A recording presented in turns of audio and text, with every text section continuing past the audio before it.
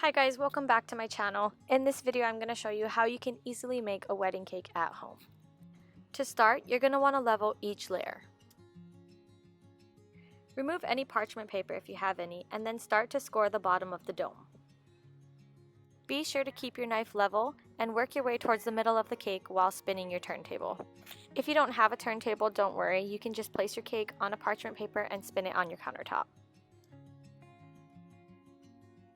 Apply your buttercream to the first layer. Here I'm using a piping bag for easier control. Smooth it out using a spatula or a butter knife and then apply the next layer of cake.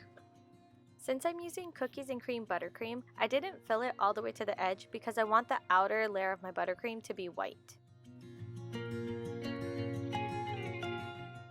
Pop this in the freezer for about 10 minutes.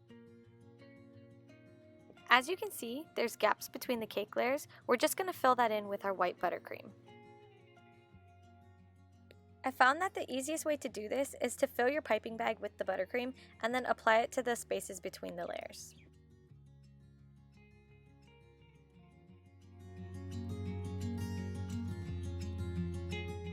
Next, we're going to create a crumb coat to seal in those cake crumbs.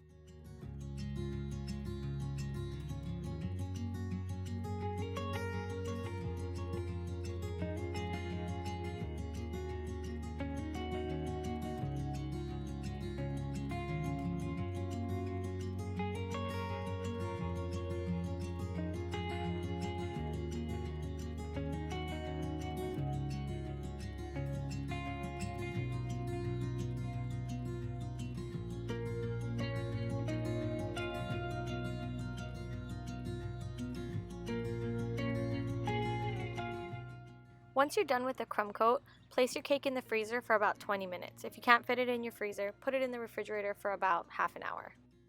And now it's time to apply the final coat of buttercream. And again, I like to use a piping bag because I like to have the thickness of the buttercream consistent all the way around the cake. So the three popular ways of creating a rustic cake look is either using a cake comb, a spatula like I tried to do here, or with your finger. So in the beginning of this cake, you'll see that I used my spatula and I didn't really like the outcome of the spatula effect. So then I used my finger, of course wearing gloves, and this method turned out way better than I thought. What I found that worked was to spin the cake in both directions while smoothing to create a smoother indentation.